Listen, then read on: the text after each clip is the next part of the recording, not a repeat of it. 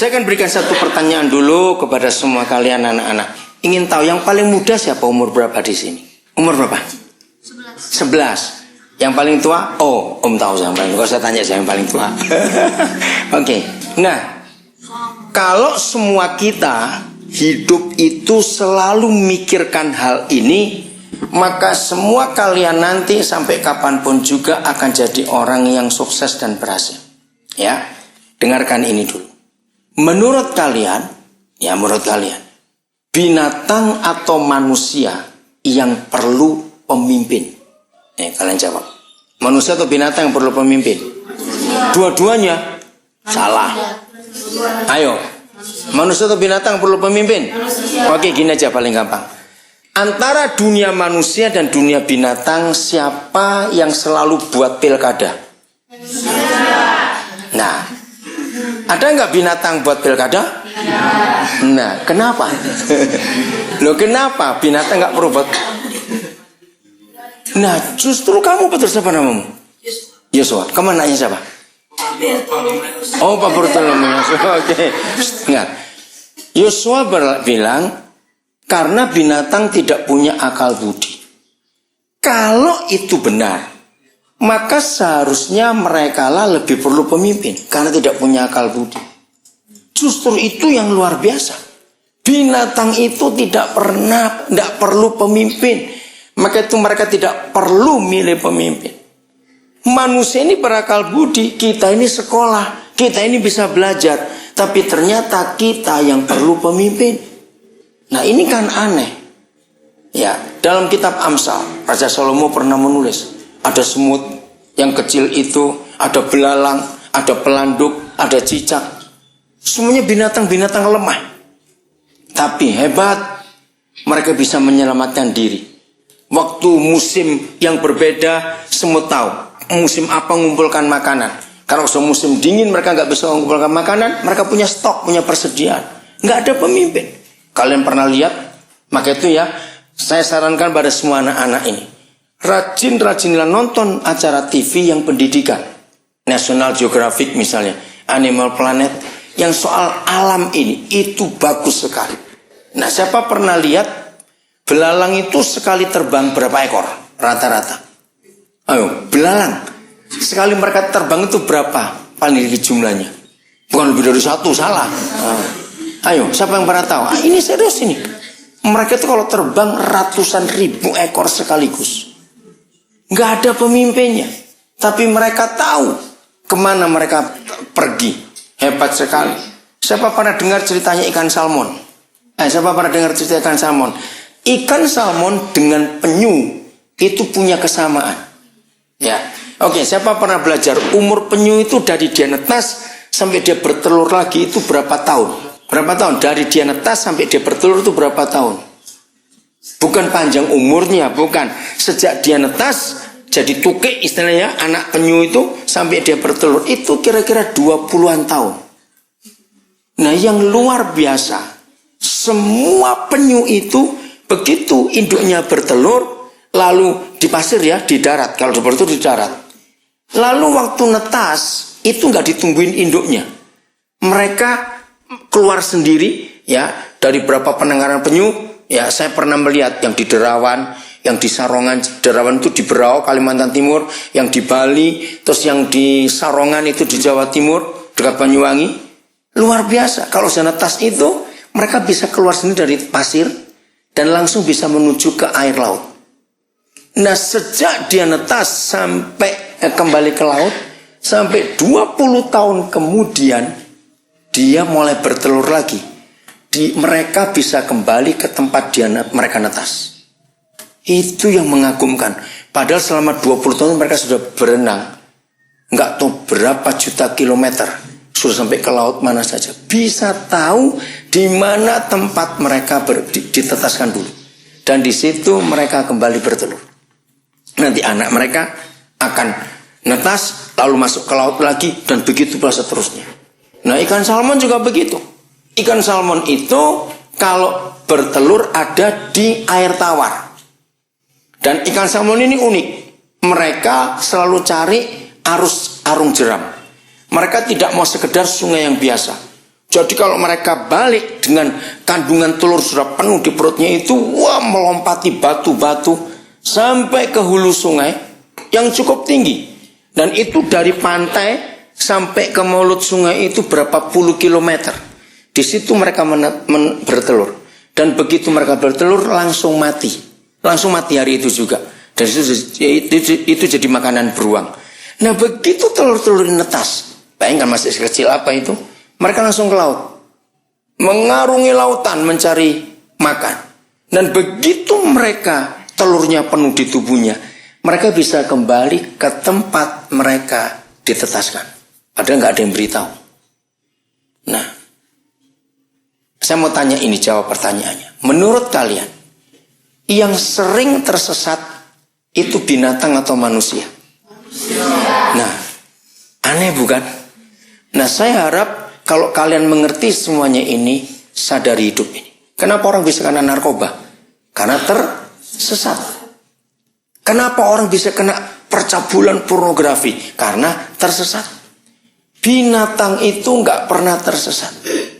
Nggak tahu kalian pernah perhatikan? Kalau ada burung terbang, keliru terus dia balik gitu.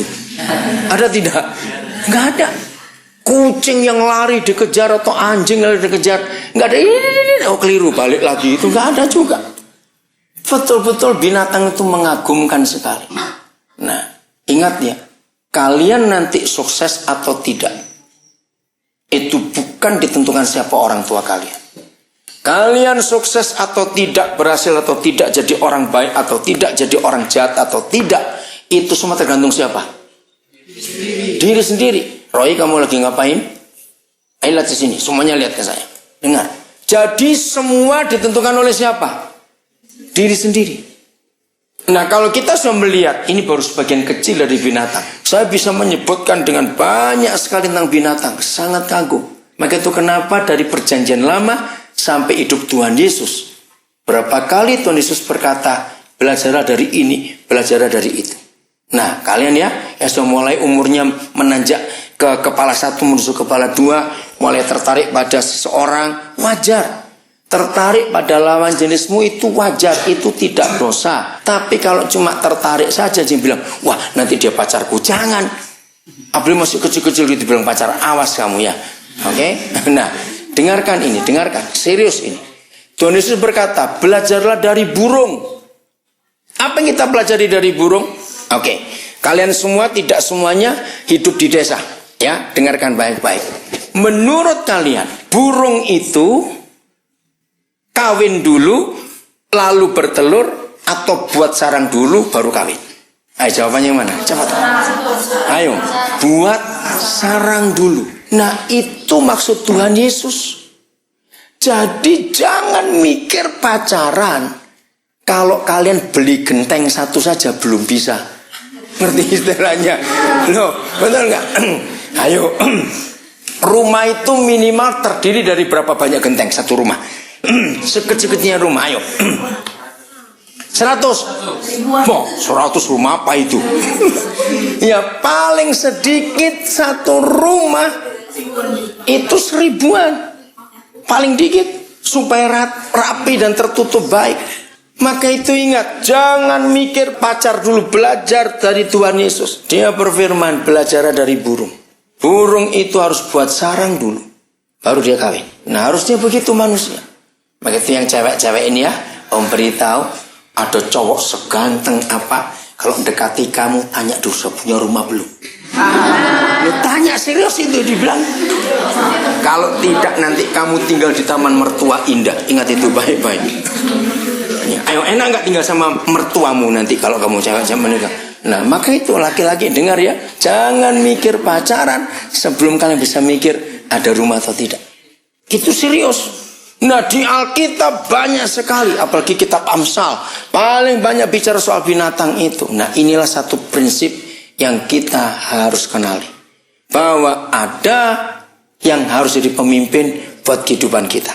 Oke, tolong bacakan Mazmur 127 ayat 3 dan 4. Ayo dengan cepat. Mazmur 127 ayat 3 dan 4. Saya akan mengajar prinsip ini dalam Alkitab. Kenapa nggak bawa Alkitab kalian Ayo. Nggak boleh. Dari dulu mah nggak bawa. Bapakmu perlu dimarahi itu. Kesini satu retel bawa Alkitab. Ivan, bapakmu siapa? Dinosaurus. Oke, tanya berita. Apa justru kamu tertawa? Kamu juga nih, Om tanya bapakmu itu. Kenapa nggak bawa Alkitab? Orangnya juga habis. Udah, ayo baca. Mazmur 127 ayat 3 dan 4. Cepat, yang kuat suaranya. Ya, ayo cepat. Sesungguhnya anak laki-laki adalah milik. Nah, sorry, ini terjemahan yang salah.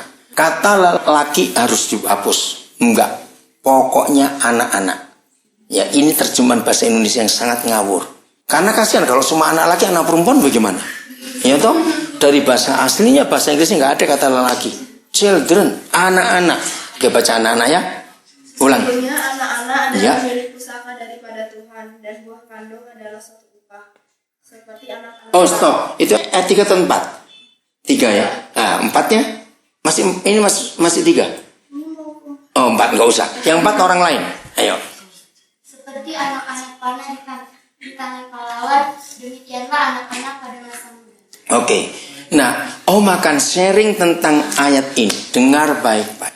Mengapa sejak zaman perjanjian lama, mulai sejak zaman Henokh, terus sampai selesai perjanjian lama, mulai perjanjian baru. Kalian ngerti kata mentor? Kakak rohani? Oke, ngerti ya? Nah, semua manusia itu dijadikan oleh Bapa di surga, di dalam nalurinya, di hati kecilnya, itu pasti pengen punya idola, punya panutan, punya contoh, ya atau tidak? Maka itu kenapa anak-anak muda seusia kalian, wah, rasanya, ini hari-hari terakhir. Tapi saya harap jangan ya, hari-hari terakhir lihat Indonesia anak muda, wah semuanya larinya ke Korea. Apa-apa Korea, betul tidak? Nah itu dia. Nah itu idola, itu panutan. Kalau zaman tahun 60-an, waktu Om masih remaja dulu, wah anak-anak muda, Beatles semuanya. Karena memang itu jadi idolanya anak muda. Nah, mengapa Tuhan menciptakan kita dengan naluri ingin punya contoh, ingin punya kakak, ingin punya model, ingin punya seseorang yang diidolakan? Karena Tuhan ingin kita saling memberkati dan saling mengawasi. Seorang anak muda idolanya narkoba, dia akan ikut narkoba. Seorang anak muda idolanya orang hidupnya kacau balau, dia akan ikut jadi kacau balau. Maka itu Mazmur 127 tadi jelas. Buat Bapa di surga, semua anak-anak muda, kalian semuanya ini, seperti apa tadi? Anak panah di tangan seorang pahlawan. Oke. Seruncing-runcingnya panah, setajam-tajamnya panah, tanpa ada membidikkan, bisa sampai sasaran tidak? Tidak. Nah, itu yang berbahaya. Kalau kalian nggak punya mentor, nggak punya kakak rohani, tidak punya seseorang yang kalian bisa anggap ini orang hebat, aku mau seperti dia dan sebagainya, maka kalian tidak akan bisa mencapai sasaran dalam hidup ini. Seperti anak panah, begitulah anak-anak di usia muda harus ada membidikkan, yang menembakkan, yang tahu sasarannya di mana. Nah, itulah pemimpin buat hidup kalian. Maka itu sambil mendengar ini, saya berharap masing-masing kalian tanya, iya siapa yang selama ini yang aku idolakan? Siapa selama ini?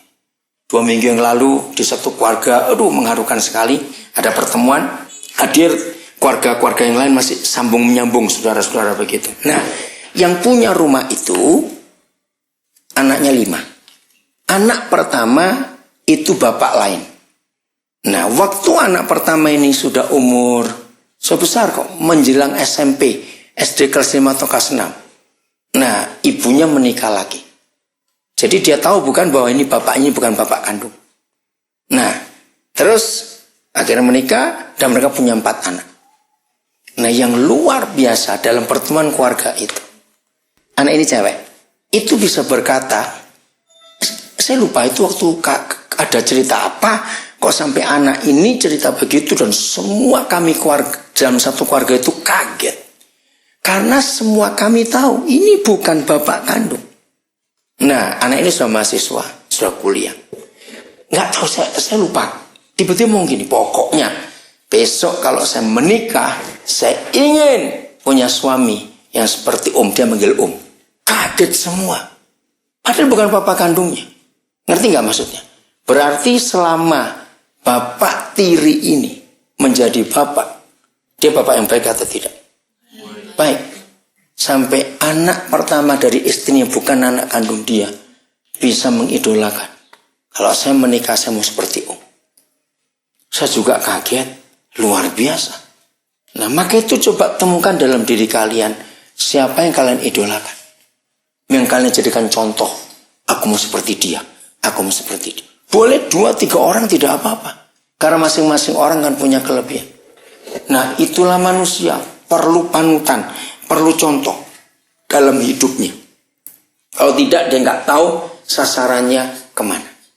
Oke? Yang berikut. Satu-satunya kerusakan, dengar ya, satu-satunya kerusakan dalam hidup seorang manusia sebelum rusak-rusak yang lain. Kerusakan yang pertama adalah salah memilih jodoh. Catat itu di benak kalian. Ya, maaf, bukan saya mau mengingatkan hal yang jelek. Coba kalian lihat, atau saya tanya dulu. Sampai umur sekian ini, kalian pernah lihat nggak entah keluarganya papa atau keluarganya mama? Atau mungkin sepupu-sepupumu yang sudah menikah. Mereka salah menikah. Rumah tangganya hancur dan berantakan. Ada nggak yang pernah melihat contoh itu? Nah, kalau kalian pernah lihat contoh itu, jangan terjadi pada kalian. Karena rusaknya seluruh kehidupan ketika salah memilih jodohnya. Ingat itu. Jangan kalian salah. Karena itu akan menghancurkan seluruh masa depan. Bahkan rencana Tuhan yang hebat pun akan berantakan di situ. Maka itu percayalah. Nah, kalau gitu bagaimana? Tolong bacakan Kejadian 2:18. Ya. Inilah ayat pertama di Alkitab tentang siapa jodohmu. Ini ayat pertama. Dan Papa sudah berfirman sebelum ada pernikahan yang lain di dunia. Ayo silakan, salah seorang boleh baca. Kejadian 2:18. Ayo, yang kuat suaranya. Kejadian 2 ayat 18. Tuhan Allah berfirman, tidak baik kalau manusia itu sendiri saja. Aku akan menjadikan pengamal baginya yang sepadan dengan dirinya. Ya, ayo kita bahas ayat ini. Yahweh Tuhan berfirman. Apa yang tidak baik? Ayo, apa yang tidak baik? Kalau manusia itu seorang diri saja. Nggak baik. Berarti setiap orang ditentukan apa? Menikah, berkeluarga oleh Tuhan. Nah, saya mau tanya kalimat ini. Apa artinya inisiator, pemrakarsa? Apa kata lainnya? Apa? Inisiator, pemrakarsa. Yang apa? Ayo, kata lain apa dalam bahasa Indonesia? Jadi apa? Apa? Berinisiatif. Nah, yang memulai. Tepuk tangan buat jadi. Weh, hebat. Yang memulai.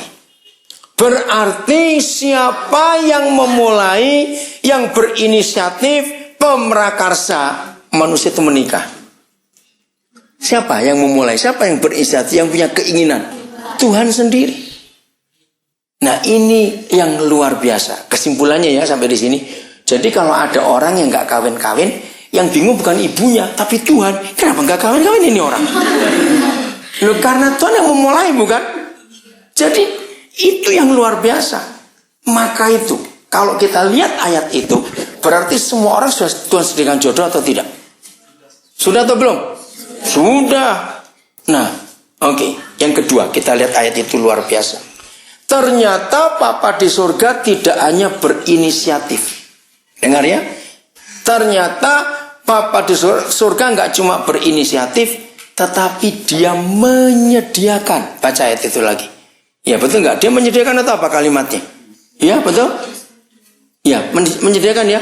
Yang sepadan dengan dia. Jadi ingat firman ini. Ya, kepada semua anak-anak saya bilang ini. Pokoknya jodoh itu sudah ada dari Tuhan. Kalian tidak perlu pusing. Bahkan mencari juga tidak. Awas, saya paling marah kalau ada pemuda-pemudi Kristen masukkan iklan jodoh. Wih, saya marah betul itu. Itu murahan sekali itu. Tidak boleh. Ya, seperti barang nggak laku aja diiklankan. Menghina Tuhan itu. Ingat ya. Nah, jadi Tuhan itu yang berinisiatif. Dia yang tahu kita ini tepatnya dengan siapa. Maka itu saya ulangi lagi. Rusaknya hidup karena rusaknya pernikahan. Salah menikah. Apa itu arti salah menikah? Menikah dengan orang yang salah. Itu pasti hancur hidupnya. Maka itu jangan tergesa-gesa.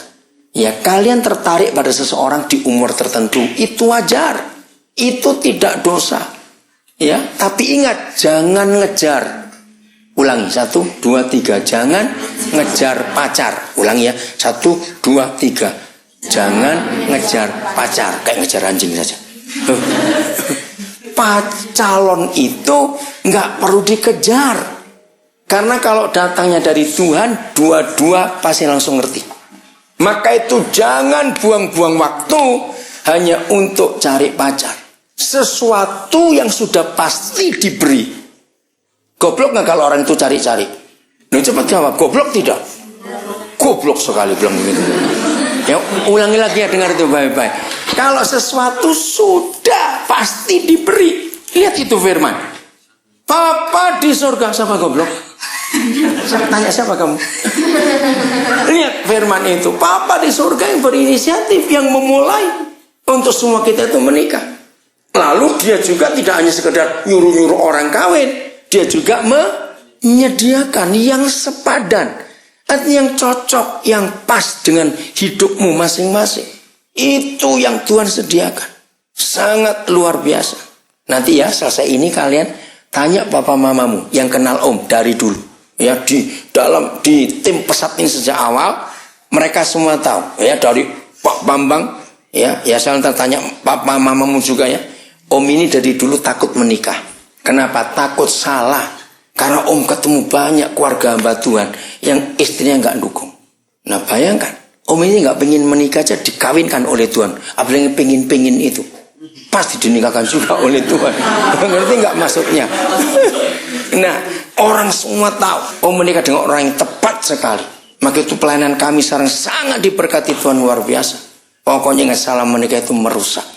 Nah, walaupun ada yang masih kecil-kecil, 11 tahun paling kecil di sini, ingat, ada waktunya nanti, tidak boleh salah.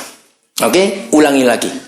Kalau sesuatu itu sudah pasti disediakan, jangan dikejar, jangan dicari, buang-buang waktu. Kalau waktunya sudah datang, maka jodoh itu akan dikirimkan oleh Tuhan. Nah, ingat itu baik. Nah, di ayat 18 itu, Om punya definisi. Kalau gitu jodoh itu apa? Kalian ingat-ingat ini ya. Jodoh itu apa? Begini. Kalau kalian lihat, ini misalnya cewek, lihat cowok, dia cakep sekali ya, ganteng sekali ya, hatimu kesetrum. Atau sebaliknya, cowok lihat cewek, wah, terus hatinya kesetrum. Dengar dulu. Jangan tertawa dulu, dengar. Itu bukan jodoh dan itu bukan dari Tuhan. Itu pasti hawa nafsu. Karena melihat penampilan. Berarti seks yang duluan. Awas, itu salah. Itu bukan jodoh. Kenapa? Pinjam pen? Mau pinjam pen? HP? Kenapa? Ayo, dengar di sini. Oke ya? Setuju? Loh, saya tidak setuju? Awas. Tidak boleh menentukan karena mata atau karena fisik. Awas. Itu pasti hawa nafsu. Dan kalau itu pasti akan hancur rumah tangga orang itu. Jadi kesimpulan jodoh itu begini. Kalau kalian lihat orang tuh jelek sekali menurut kamu, tapi itu hatimu kesetrum, nah itu jodoh. Loh kok iya itu betul, itu definisinya. Maka itu pasti bukan hawa nafsu. Ingat itu baik-baik ya. Serius.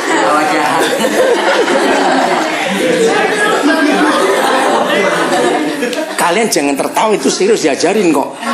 Maka itu menentukan siapa jodoh bukan karena mata, bukan karena penampilan, tapi karena hati. Oke, siap untuk itu? Jadi jangan sampai kalian salah. Kalau menikah nanti, catat ya, kalau menikah nanti nggak cuma dengan orangnya, harus dengan visinya. Tahu visinya? Panggilannya. Ya, kalau menikah harus dengan panggilannya. Apalagi setelah Om tahu Om harus ke Irian waktu itu ke Papua.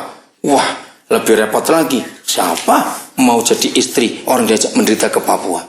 Tapi Tuhan beri yang terbaik. Dan itu sungguh luar biasa. Maka itu ingat menikah dengan visinya. Jadi kalau kalian nanti sudah mungkin dewasa, ingat ya, secara umur memang Alkitab tidak menjamin, tidak menuliskan umur berapa orang itu boleh menikah. Tapi ada dua contoh di Perjanjian Lama. Satu Adam, dua Yusuf. Kapan mereka menikah? Nah kalau Yusuf kebetulan umur 30 tahun. Nah itu patokannya. Jangan menikah terlalu muda. Kalau 20-an menikah itu risiko ributnya besar. Karena masih ingin rame-rame, ingin hura-hura dengan teman-teman. Karena kalau umur 20-an awal menikah, maka dunia orang itu jadi sempit. Lalu teman-teman lain masih pergi ke sana, pergi ke situ, karena masih merdeka, belum punya istri, belum punya suami. Lalu mereka SMS, wah kami lagi di sini dengan teman-teman, wah kami rame-rame di sini. Yang diterima SMS, duh ngurus anak di rumah ini, repot sekali. Nah itu jadi sakit hati, betul nggak? Maka itu pakai angka itu 30-an lah. Jadi kalau kalian ingin mulai kenal siapa calonmu, ya mulai 26 ke atas lah. Catat itu baik-baik, ya. Kecil-kecil pacaran, awas kamu, oke? Nanti saya gantung kamu di pohon tomat. Oke? Tomat yang gede. Oke. Lanjut, oke? Jadi Tuhan yang menentukan itu. Begini, kapan ada menikah? Setelah tanggung jawab yang Tuhan berikan kepada dia kerjakan. Dia suruh ngelola taman itu dan dia memberi nama semua binatang. Setelah selesai semuanya tanggung jawabnya, maka Tuhan berikan dia jodoh. Nah begitu pula Yusuf. Kapan dia menikah? Setelah visi yang Tuhan berikan kepada dia, bahwa dia akan jadi orang penting. Begitu dia duduk jadi orang kedua setelah Firaun, maka dia dinikahkan. Nah jadi apa kesimpulannya? Dengar. Orang itu menikah, dia bisa bertanggung jawab. Siapa bisa memberikan definisi? Apa itu kata tanggung jawab? Kata lain, kalimat lain. Apa? Kewajiban. Apa? Kewajiban bagaimana? Nggak lengkap. Ayo, betul. Teruskan aja. Kewajiban bagaimana? Betul. Iya, yang harus dipenuhi. Tugas yang diberikan harus dikerjakan. Oke. Kalau kalian belum bisa ngatur tempat tidur sendiri, kawin, awas kamu ya. Kalau kalian belum bisa rapi melipat pakaian kotormu, awas kamu. Hal-hal kecil harus bisa bertanggung jawab untuk apa saja. Ayo, kalau untuk gosok gigi aja masih diperintah, bilang mau minta kawin, awas kamu ya. Ngerti gak? Hal-hal kecil dalam hidup itu. Nah jadi kalau Om pakai bahasa Indonesia itu menarik sekali kalimat ini. Maka kalau ada orang memaksa kawin, dia belum bisa bertanggung jawab, itu artinya orang itu baru bisa jawab tanggung-tanggung. Beda nggak tanggung jawab dan jawab tanggung-tanggung? Beda sekali. Jawab tanggung-tanggung nggak pernah tegas hidupnya, nggak pernah serius mikirkan hidupnya. Nah, oke, saya kembalikan dua hal ini. Satu, manusia itu perlu apa? Kok makan? Awal tadi ini loh. Makan. Harus ngomong gini lama bilang makan, awas kamu ya. Yang pertama ini pelajaran ini loh.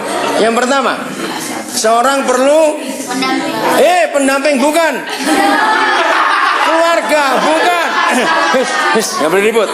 Pemimpin kan belajar pemimpin tadi ya. Ini bagaimana? Kecil-kecil mikir pacar aja nih, awas. Oke, nggak boleh nuju orang, tidak boleh. Jadi yang pertama kita belajar apa? Seorang manusia perlu pemimpin, perlu kakak, perlu mentor, perlu idola. Kalian jangan sampai salah. Yang kedua, hidup itu akan rusak kalau salah menikah, salah milih jodohnya. Ingat itu. Nah, dua hal ini kalau dari kecil kalian sudah mulai perhatikan, maka kalian pasti akan jadi orang hebat. Nah, semua ini dilengkapi dengan satu. Gunakan waktu sebaik-baiknya. Waktu adalah satu-satunya berkat Tuhan yang tidak bisa kembali lagi kalau dia lewat. Betul tidak? Kita sudah lewat tanggal 6. Ini tanggal hari ini ya. 6 Juli sudah tinggal berapa jam lagi? Kalau hitungnya mulai jam 12.30 malam. Bisa kita kembali 6 Juli 2012 lagi? Nangis pun bisa tidak? Minta Tuhan kembalikan 6 Juli lagi. Bisa tidak? Tidak. Maka itu jangan pernah terlambat. Waktu itu hargai betul-betul. Karena itu berkat Tuhan. Tuhan akan bekerja dengan orang yang menghargai waktu. Selalu begitu. Harus. Ya karena waktu itu nggak bisa kembali lagi. Nah biasanya anak-anak muda seringkali ngentengkan waktu. Rusak nanti hidupnya. Karena waktu yang tidak bisa kembali lagi, berarti kita kehilangan semua kesempatan. Coba salah seorang baca Mazmur 90 ayat 12. Cepat, Mazmur 90 ayat 12. Tolong ya catat ya ayat-ayat ini. Dari tadi saya nggak lihat kalian mencari, cuma berapa orang saja. Ayo cepat dibaca, sudah dapat? Mazmur 90 ayat 12. Mazmur 90 ayat 12.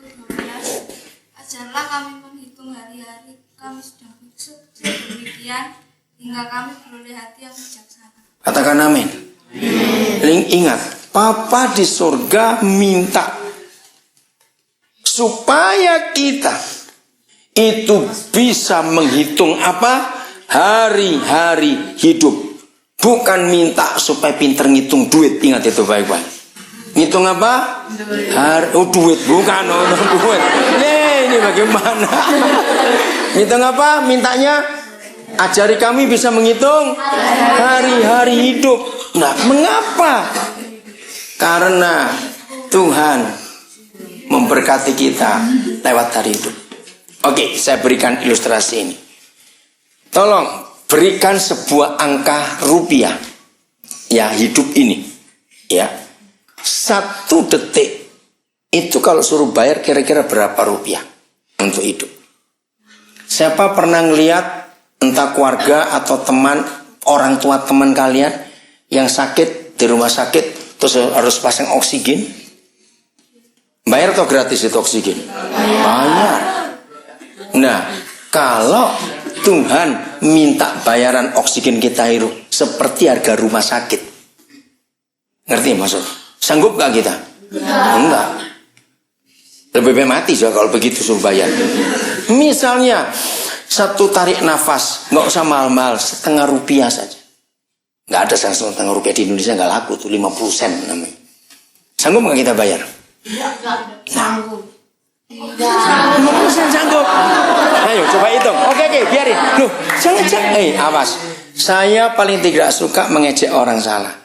Salah itu pun kita perlu pelajari. Oke, kalau ada teman kita bilang sanggup, ayo kita hitung.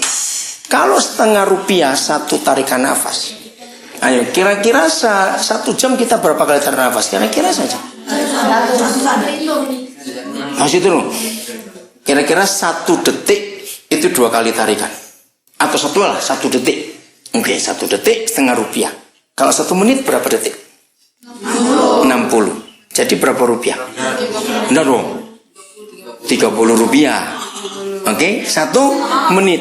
1 jam berapa menit? 60 kali 60 rupiah 360 rupiah 1 hari. Ya, kalikan 360 kali 24 jam kali 24 berapa? 360 kali 24 berapa? Cepat-cepat tembak handphone kalkulator. Itu. Ayo, 360 kali 24 berapa? 8.000. Berapa? Berapa? 600? Oh, 8.600 rupiah. 8.640 rupiah 1 hari. Kok murah ya? Betul segitu. Betul nggak ngitungnya? Lu ya, 60 kan 60? Ini tak ulang. Kalau 1 tarikan nafas 1 detik itu 50 sen, berarti 1 menit 30. betul nggak? Gimana? 120. 30 kali 60 berapa? Hitung ya. Gimana sih ngitungnya? Coba kita hitung lagi. Kalau 1 detik itu 50 sen. Kalau 1 menit itu 60 detik toh. Lah 60 kali 50 sen itu berapa? 300. Cepetan hitung. Berapa? 60 kali 50 sen. 3.000. So, oke sini. Jadi 2 detik itu 1 rupiah. Ya, betul nggak? 2 detik itu 1 rupiah. Kalau 60 detik 3.000.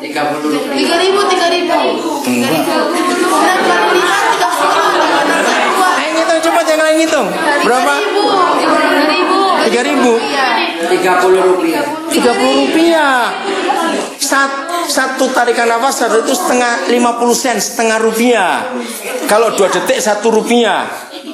2 detik 1 rupiah, 60 ya 30 rupiah. Ya toh? Nah, 30 rupiah kalikan 60. Satu menit toh. Berapa?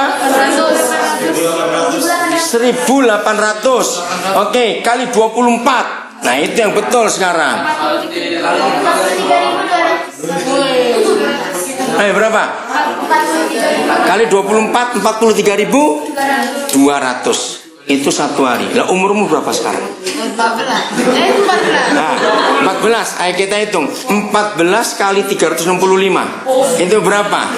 Nah, kan tadi dia bilang bisa bayar segitu. Nah, kita hitung. Ayo. Jadi 14 kali 365. Berapa itu? 5.110. Kalikan berapa tadi sehari? Tadi sehari berapa bayarnya? 365. Ya 43.000 kali berapa? Ya kalikan cepat berapa itu? Dengar stop. Jadi kalau setengah rupiah, stop dulu, dengar dulu. Kalau setengah rupiah tarik nafas 1 detik, berarti umur 14 tahun harus bayar berapa? 220 juta 750. Sanggup nggak? Nah, itu kalau setengah rupiah. Coba ya, sekali-sekali kalian ke rumah sakit tanya harga oksigen itu berapa. Nah, ini yang saya mau ajar. Ajari kami menghitung hari-hari hidup kami sedemikian sehingga kami memperoleh hati yang bijaksana. Itu nggak main-main. Maka itu saya tanya, 1 detik yang kita hidup itu nafas saja segitu. Kalian tahu nggak di dalam tubuh kita ada pabrik kimia yang luar biasa? Iya atau tidak? Iya. Apa saja pabrik kimia dalam tubuh kita? Luar biasa. Oke, satu-satu ya, walaupun nggak semua. Pertama, kita hirup ini apa namanya? Oksigen. Angka apa itu? Rumus kimianya apa? O2. Begitu kita hirup dia, langsung kita keluarkan lagi. Yang keluar itu apa? CO2. Nah, pernahkah kalian hitung kalau harus buat pabrik CO2, tapi bahan bakunya O2, itu harga pabriknya aja berapa miliar? Ngerti nggak maksud ini? Ini pabrik nomor 2. Waktu kita minum, waktu kita makan, ini kimiawi nggak di dalam sini? Kimiawi semua. Karena langsung dipisahkan mana yang sampah, mana racun. Itu ada enzim di air liur kita. Itu kimia semua. Terus peredaran darah yang memompa darah kita. Yang di belakang jangan ributnya. Yang memompa darah kita, itu kimia semua. Apa saja. Nah, bayangkan kalau suruh bayar berapa itu semua. Maka itu oke. Beri 1 angka rupiah. Berarti 1 menit, nggak usah 1 detik. 1 menit itu Tuhan harus bayar berapa banyak untuk ngidupin kita. Sebetulnya Tuhan bayar tidak untuk kita? Bayar dia. Karena metabolisme tubuh kita ini luar biasa. Setiap menit sekian miliar sel yang otomatis diganti, dibarui terus dalam tubuh kita. Ayo, siapa bisa sebut angka? 1 menit aja berapa banyak yang kita perlu keluarkan, yang Tuhan harus bayar. Sebut angka aja nggak apa-apa. Berapa? Nggak apa-apa, Jos, kamu nggak usah ragu. Berapa kira-kira? 900 triliun. 900 triliun, kebanyakan dong, yo. Ayo cepat yang lain, hitung berapa? Kira-kira aja angka. Ayo cepat. Ya pertanyaan, berapa rupiah yang Tuhan keluarkan untuk menghidupi kita 1 menit saja? Dengan metabolisme tubuh kita seperti ini, cairan otak kita, cairan persendian kita, dan semuanya. Nah, jangan sebut nama dong, angka, cepat ayah yang lain. Kira-kira aja, enggak sebut angka, jangan terbat ayah. Sebut berapa ayo, cepetan. 100.000 terlalu murah. Terlalu mahal kalau 1 juta, enggak. Oke, bilangnya 1 juta. 1 juta aja supaya kita punya bayangan, padahal kurang dari itu. Nah, kalau 1 menit 1 juta yang Tuhan keluarkan untuk kita bisa hidup, 24 jam berapa itu? Ayo, hitung 1 menit 1 juta, 1 jam 60 menit 60 juta, 60 dikali 24 berapa? 60 kali 24 berapa juta? Berapa? Ayo, 60 kali berapa? Ya saya? 144 nolnya berapa? 1,4 M. Masa?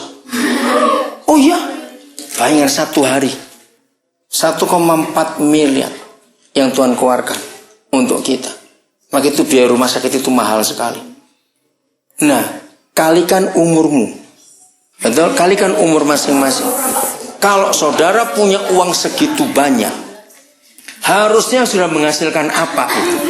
Oke? Itu maksud Mazmur 90 ayat 12. Ajarilah kami bisa menghitung hari-hari hidup kami sedemikian.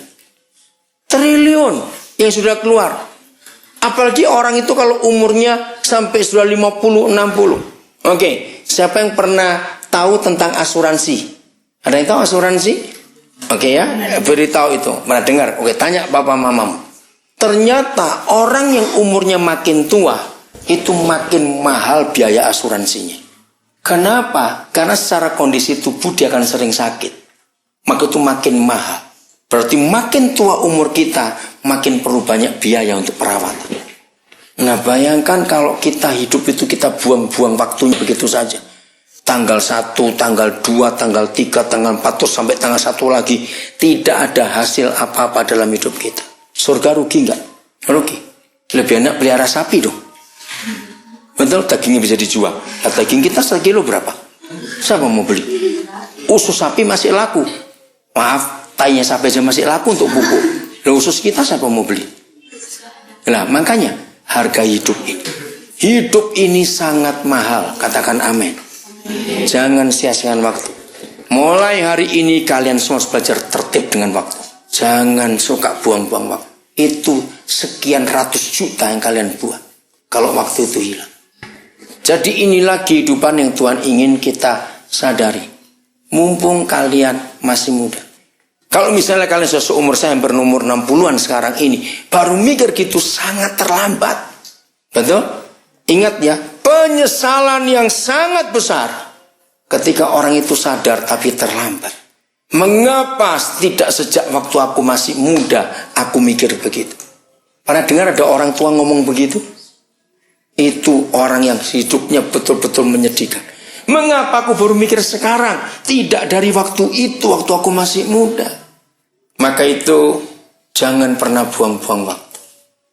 Oke, saya akan akhiri dengan kisah ini. Kalau saya nyebut nama ini, Barack Obama. Siapa yuk? Awas belum penjual bakso sebelah situ, awas. Siapa dia? Barack Obama, cepat. Presiden Amerika. Siapa tahu masa kecilnya? Siapa tahu masa kecilnya? Oke, saya mau cerita ya. Dia itu seharusnya nggak jadi orang seperti itu kalau bukan karena jasa opanya. Pertanyaan berikut. Waktu Barack Obama lahir itu kan tahun 60-an awal. 62 atau 63, 61. Oke. Waktu itu Amerika masih menganut politik hitam putih tidak? Ngerti? Maksudnya masih benci orang kulit hitam tidak? Masih. Itu kejam sekali. Naik kendaraan umum, bis, masuk toilet umum, ya orang antri di toko, di bandara, di stasiun, di terminal bus, semua ada tulisan white, black. Selalu begitu. Mereka masih menghina orang-orang kulit hitam. Mereka anggap orang kulit hitam itu kayak binatang saja. Itu waktu Obama lahir dan besar. Nah, oma opanya pihak mama itu kulit putih. Karena namanya Ann Durant itu orang Amerika kulit putih. Menikah dengan orang Nigeria.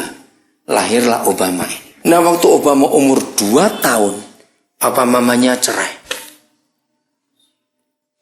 Nah, sejak kecil kalau mamanya ngajak ke gereja, ngantar ke sekolah, pasti dihina. Orang waktu itu orang Amerika kalau melihat orang kulit putih kawin dengan orang hitam, wah dihina, bodoh kamu. Bisa bayangkan. Kira-kira Obama sakit hati nggak kalau tahu begitu? Sakit hati, nah, tapi dia hebat. Dia nggak mau sakit hati. Umur 4 tahun, mamanya menikah lagi. Waktu Obama umur 4 tahun, mamanya menikah dengan orang Jawa. Namanya Lolo Sutoro. Ya, umur 4 tahun. Umur 6 tahun, bapaknya selesai kuliah. Nggak punya visa Amerika, maka dia harus bawa istrinya yang orang apa tadi? Kulit putih, orang Amerika. Dengan Obama kecil, umur 6 tahun, pindah ke Jakarta. Nah, dia masuk ke SD Cikini, SD Negeri 1 Cikini. Jadi terkenal SD Negeri itu. Nah, sampai di Jakarta pun, ini cerita Obama waktu masih kecil. Kan waktu itu belum ada orang Irian yang ke Jakarta tahun 60-an itu. Dia dikatakan monyet hitam. Tapi luar biasa, dia itu gak sakit hati. Umur 10 tahun Obama, adik tirinya lahir. Siapa namanya? Gua gak tahu, gak mau dengar berita. Maya Sutoro. Ya, Maya Sutoro lahir. Waktu adiknya ini lahir, bapaknya bilang, bapak tirinya kepada istrinya, wah, aku gak sanggup membiayai 2 anak di sini. Mereka berunding. Akhirnya waktu Obama umur 10 tahun, dia dipulangkan ke Amerika ikut oma opanya. Nah, di sini peran oma opa itu luar biasa. Di sini kita belajar mentor, idolanya. Oma opanya melindungi Obama dengan kasih yang luar biasa. Kalau mereka ngajak cucunya ini ke supermarket, ke sekolah, diejek. Ngapain kamu ngurus monyet itu? Ngapain kamu ngurus orang hitam itu? Ngapain? Tapi yang luar biasa, Obama gak sakit hati. Coba ini kalau kita sejarah itu dibalik. Kalau Obama dendam dengan orang-orang kulit putih, sekarang dia bisa jadi presiden tidak?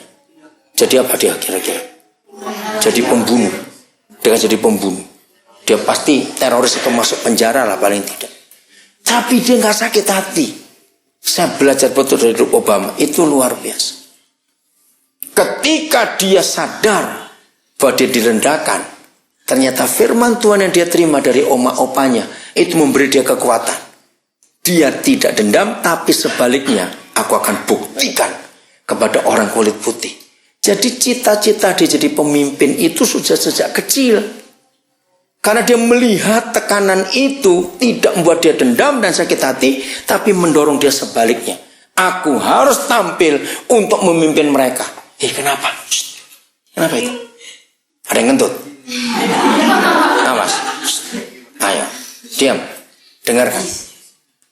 Kalau Obama dendam dan sakit hati, dia bisa jadi pemimpin Amerika tidak? Dia sudah lama masuk penjara, sudah mati lama ditembak kali. Jadi tekanan-tekanan itu tidak membuat dia tertekan, tapi membuat dia bangkit. Aku mau jadi pemimpin. Jadi dia cita-cita jadi presiden itu sejak kecil. Dan dia pupuk terus, aku pasti bisa. Maka itu ketika dia mencalonkan diri, dengar ya, waktu dia mencalonkan diri, ditertawakan semua anggota partainya. Jangan mimpi. Mana mungkin orang kulit hitam jadi presiden? Jangan mimpi. Itu anggota partainya pun ngeledek dia dan merendahkan dia dan berkata jangan mimpi. Tapi orang itu semangat hidupnya tinggi. Aku akan coba. Dia nggak marah. Dia cuma bilang aku mau coba. Maka itu ketika tahun 2000 berapa? 2004 ya? 2004, 2007 dilantik presiden. 2008 gempar, bukan cuma Amerika, dunia gempar. Orang kulit hitam pertama terpilih jadi presiden. Nah, maka itu hidup itu adalah pilihan dan gunakan waktu. Kalau Obama kecil memilih sakit hati, dia nggak jadi hebat sekarang. Maka itu sejak kecil ini kalian mesti jaga diri baik-baik. Mau mau jaga diri, mau pilih yang baik. Semuanya pilihan dalam hidup ini. Kerjakan itu dengan baik.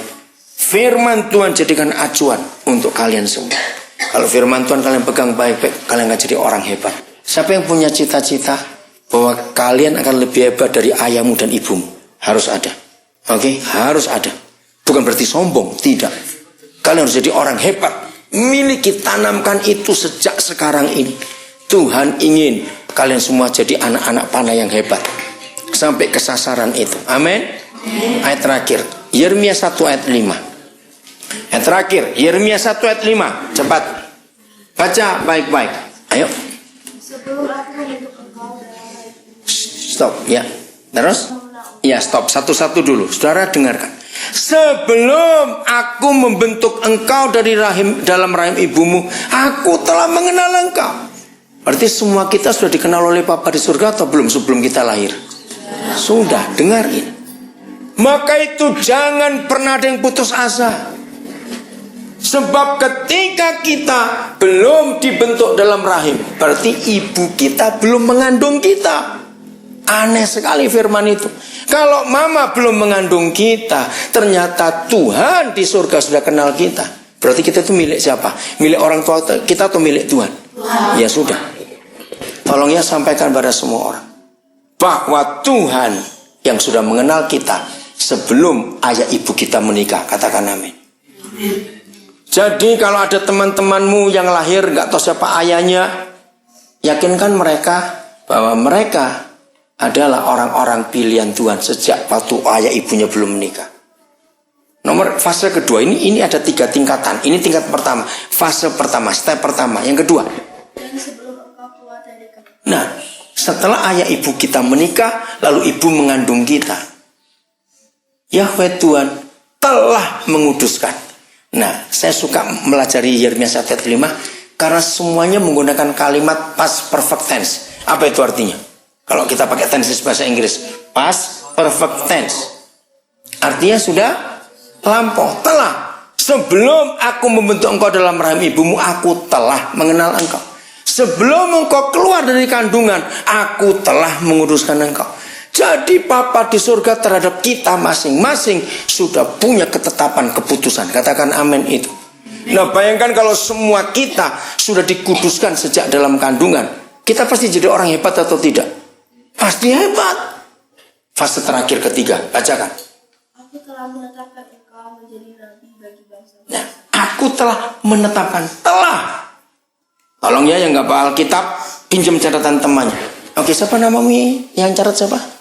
Ya, namamu siapa? Gloria. Oke, nanti semua minta ayat-ayatnya pada Gloria. Karena saya lihat coba Gloria yang mencatat. Gloria kamu catat tuh ayat-ayatnya ya? Dikit. Enggak ayatnya aja itu. Ada nggak ayat-ayat kamu catat? Ayo enggak gimana? Awas. Lah kamu gini-gini ngapain tadi? Nulis-nulis. Gambar. Oh, catat ayatnya. Oke, saya lanjutkan. Dengar ini. Oke, stop. Ini yang terakhir. Jadi kalau Papa di surga sudah memberi ketetapan, memberi destiny, memberi SK buat kita semua, menjadi apa itu tergantung Tuhan. Maka kalian semua bahkan sejak belum lahir, Tuhan sudah punya rencana hebat tidak? Beritahukan teman-teman kalian bahwa semua kita manusia itu hebat di dunia, karena Tuhan yang melahirkan kita semua.